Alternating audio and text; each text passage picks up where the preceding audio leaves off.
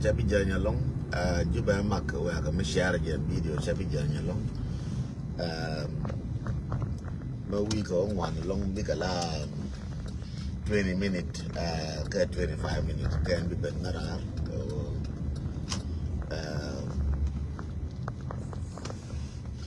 ni na lada tiang ka chara nyolo lada tadi so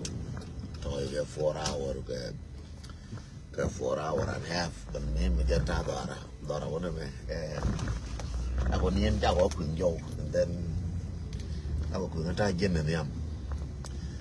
chabi janya long mo woni ka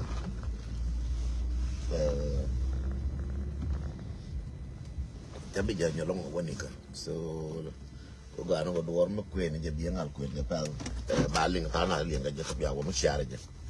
thank you Australia ko tia jen mo shanga ka tam yen Australia che America Canada che America United States ka bawa ka Sunday ka ruwang che America Sunday ka ruwang an wala me ka che America Sudan ka tiang ka ta dio ka waka ta ngwan ka che America Jube ka ta dio ka waka ta ngwan ka che America doran ping jeng tong me ka ta dio ka waka ta ngwan che America Uganda tinga ta di ka de Kenya che ne rol buina ka ta no kurigol ne Gambela ne ka doran di ka Gambela ka ne tarpam che ne ba di al chatin first me bepa ko nga long ka sabi janya long ko wa mi share gen video ko mi la bum na gen sharing kan atom ma cha kala ngone ka ne ko ne la ja ka video dan ka wo bi video ba kula go first raja ka rai loka ba kon kwene je and then ba rai loka rai binti ko ka le ta de pan tu mina da jikan bari alaga ken ka duwa ma go ma ba gu ken so ta ran ga ko ran wal ni to ko ga 1 year she me sha university din ta lela ken ka joga pai wa ka changa diok shi ka ta ka 1 year ko this is how chu konta nas chu ken manage pan ga ba university lel agara loka ka lo ga ra ko be yene ko ta ka ko be wa gat ni de kwante kobe waya gad nga jela lobi jena me chaje waya gad ya wa watilo ngu lakin waya gad kana dong kori ki ye worun ni kon dong chailin ko ngai chailin ni wano china ye worun mana ya nang no kor mana wo je ku me chajo jo wa wa ya mi kane gan man de jel ka kel chajo jo ken mo chajo jo ken on de warun china ye worun de chajo jo anta da fango ajo jo bargo nyori alaka ande ku bargo nyori alaka ba benga ben medi ko chala chere mi la burka la bebe ko to gun la bebe go yene ti tiadi ka da dun te di bare dun ko moy kana je ben worun je be yo ka ro bebe go ina gara ta ante gara ka ta ante maiken me ajo jo gara ta da fango lo jo barako ri alaka ya ba boka nyal ko lienga ya da boka nyal tere ko ba da bo thank you so much larjo li mal magolang ya da boka nyal na wale da ko ba da boka nyal ma we ka no wo cha ko jama ju ga pin dong bi ga chur ga yen ala je ka makal bo bok la je ka ju bo bok so yene de ko ntia ka gad we ga dre ko ba gad we ka re ko ba ngai ge wo tia ka plan na won ka gwa bia wo nyurti no waya gare ko be mi mona ko be point pan waya gatin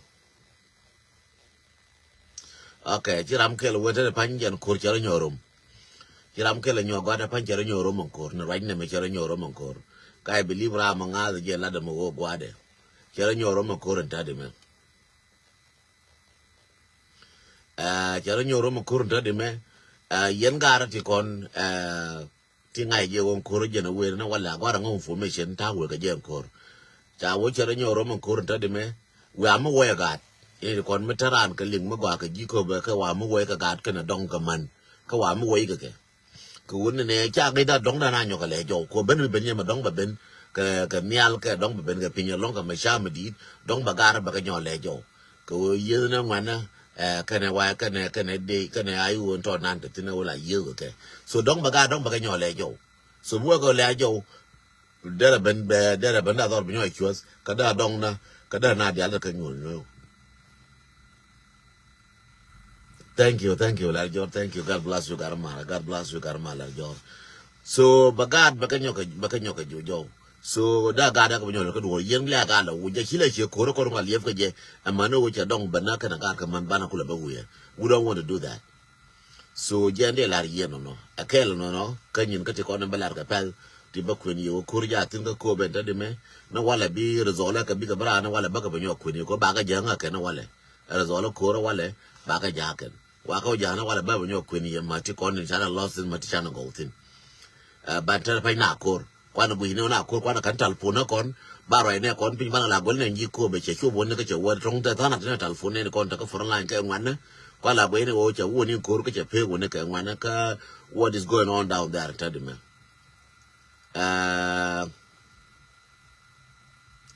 ajena ande la rien no akel no rawre mi dien ka bintiu gare ala mai mi la ye che ngadan ka dire ka friday ye wo ala mai che full control che kan dorin cho la abiem nom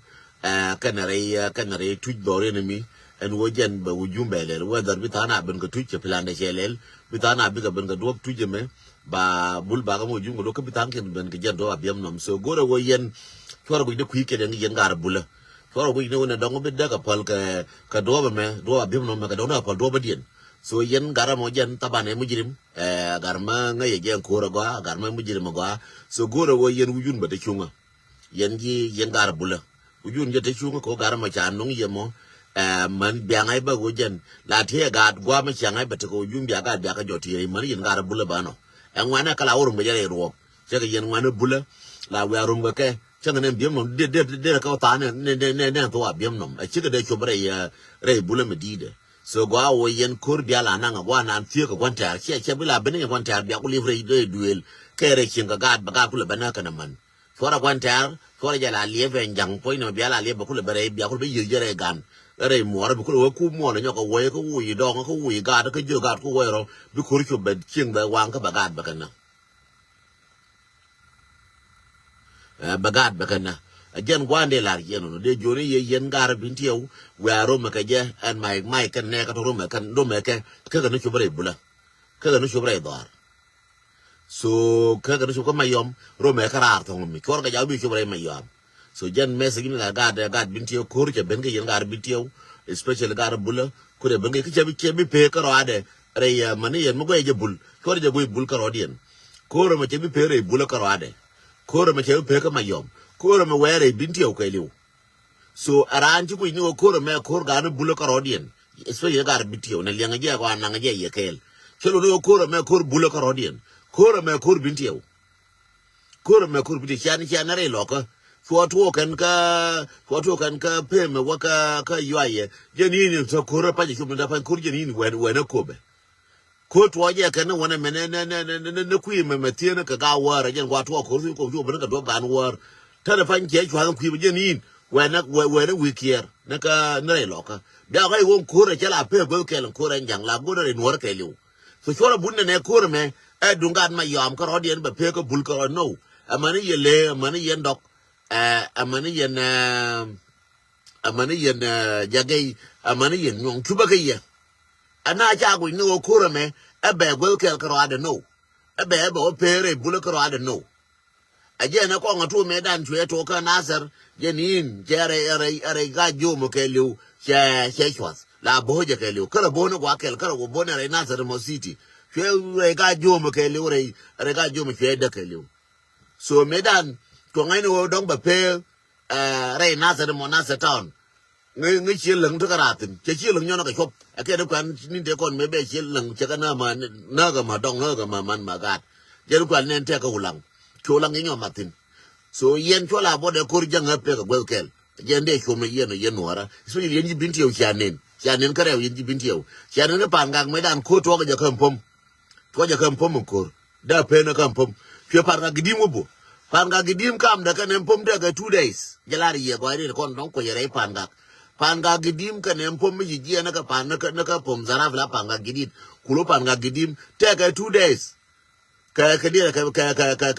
speedboat and then we ka cho da ginang na almost 1 week day nang na 4 days ka 5 days because you panga gidim tong mi So it's a long bare agwamanan lakin me jangai kero ko bona panga gidim. So kyo panga gidi la ko je tin ko wa pala kyo mo na panga gidi ko da wa bo man re kin. So the same thing me je to ore me je to ore ga jo be chim kelariye je to ore panga kelariye man me to ore lokho me na no dong de pe ra ro me dong de yu na je de ko ko ku ta we ko be ta pan. So many ye jibintio bi angai no ye ko bul de pan ba yele bo chong na yele no to mi na ka nos. Kurme ma yenji binti o dun kira ma loja dere ma yendial dere ma yenji binti o dial chada paramkel chada palbul kurme dere ma yendial changwan kam bul chara ngun kurme dere ma yendial yenji binti o de ne de waya mo ro kwan de waya mo ro kwan de waya ro kwan dere ma antongo yenji binti mane ko dere kal dere ma tongo mi so dere ma tongo mi da kula ko an kurga je tongo mi de gal bul de kula ben tongo me de gal ngane bul de kula ben cho de man ngam dong ni non tongo me de o ma tongo mi de tongo wa bim no mi de o ma tin de o ma tin ku me jana chung bia law re no warap de la kwa la ki ku wo yen bia li fa bia ngai no dung bul ka ro dien bia wo dong dung bul ka ro de ru ni wo to ka bul be ben ka yen be ben ka le je de ba wa dog ba wa ka ja gai ba wa ka nyong e je re bi mo ke le be da so before kai na daran ka chi nen ka bi kon to gwanu wo jin buri ala ko kan mo dang ra woti da da to bi do to ka ke ti do ne jin da mi bi ngai ne bi ben me be chere ka ne ko to kan mare kon me ko to re jikan chwe bo mo lo ngushu me ko to re jikan ka nasar chwe bo ma jikan chwe wang jikan mo ke liu ke bo kan yal me ko to re panga chwe to ka kan pop jini chwe bo ma re chin no re chwe bo ma re chin na ka panga gidim me yi to ka re lo ka chwe to ne re lo ka ne gwa ma tie ke me tie ne ke ne ka ga wore janin wa ne wiki ready. So many yen jibinti wono me je to ka bul ba ben ga yendial so gano wo yen na nga je korme ka lo jun ke liu ka do mo ga yen jibinti yo ya ru ya laka korme chale gai lo ya gai ba we chi nyangu ba pal chi nyangu ba le pal ja ayu ge pal je wa ya me da pa ko je ni we na ka dire we na ka ko be so ko be ten yo ro to mi a je no ne la ro la je gai na la je gai la chu pa ina so korme che gur ga gai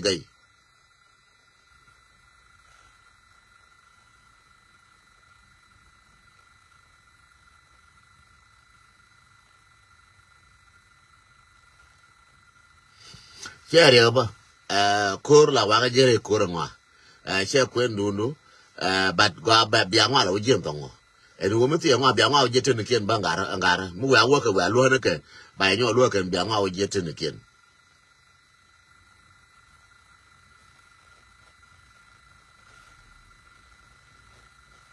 jande la rieno e do wi ka do bi je kwa de nyin wan sam ta kwa chila wi kwa kur cha la no wa kur gurele la kwa ko je nyam la je ka du no ken je ye bi ngwa o je nyam oni so kur gurele cha no kur me nyi na karam cha la jang kur to duel kan to duel che kur me la ke ba ti lo kum bi mo ngwa ti la yo bi mo ngwa ai wo ti le kwa ku mu ja to ka kwa la ki ngwa ba ka o je re kur so jende shumde jori yenne ba barara wale mu we to tinan koro wale bangala malumat ke ni wo ga bintiu ka banga nyolar malumat ke wo na ne we kare lo ke ne ko tia ka malumat ko shim ti ka America ti ka Australia ti ka Canada ti ka Europe ti pindoran ka Kobe ti ka Uganda ti ka Kenya ti ka Sudan ki ti ka malum go ka won koro wedi shirai karare doran ka Kobe thong mi please gore ka nga malumat yal baka balanal ka baka bala wimon ka baka bala ne ko ya wimon ba ka linga ken ti ya dan tra wa ka nyolo la wa ka translate chola bo ra jinga lora me donga anya to dan ko ade chuba no ga ri mun nan la deme ana ra nga to no ra ka me chuba ti nan chola bo de to do adonga mi chali ki ra ka to ka wa na ka ki ra ka to jala fa dong chai ling no liang nga ne jala de jala nga to no ra ka liang ge ken ka te ga ne nga ka to no ra kan bana ka mer ka chola bo do ra cha lo ke je so njene la yem de joni yen ya roka botre loka mo yanga loka ti konta ka Kobe please mulo rode gore wo yen ya na fit ka malumati ko ene kon tiapin ka biya ko je ka malumati ya create ti tor wa ni bana la ba mer ka ke cha ko na ju ka na ju malar ke ko na ta ne no ko ne cha ko na ju e ba ko na ju e cha ko no right kai no kon chi go la no right mo ko chang cha kon tiam ba la cha kon tiam ba na ju ne cha kon tiam ba la nyori ala ka kon ko ro no wala me tiam next year don ba ne la tiam en jang so da kon tiam ro no wala me but next year ne tiam as long tan to jan ko ne ngai ne je nyi ne ka ngala kin me nyi ne na ka kai mala ne kai la ne kai che bi go akon e chang manager win mo no ko do ko chen cha kon bi lo ko no ko kon cho rai nan cha la re wu cha le chieng no ba ko rai tin run ba rai ma go ba ka ma na ko cha la ke na china la bel ro dien ti ko la ke na cha na bi bel cha ayu bi bel ke cha wa bi bel ke cha lo bi bel ke cha bul bi bel ke cha wa bi bul bi bel tram ba bel ne kor tram bel ke kor tram bel ke ne je ja ne la yen no en chi gwa la ne chup cha do ke 2 minutes no wala bakala be jeno wala wa ko goronwa na ka no kor ko wane ko ne follow ko ndi alon kor bel ne le de be la wagul mu cha te ya goronga na pin to mo baka be nyola rieno wala mo wa to kala mal ko be te kel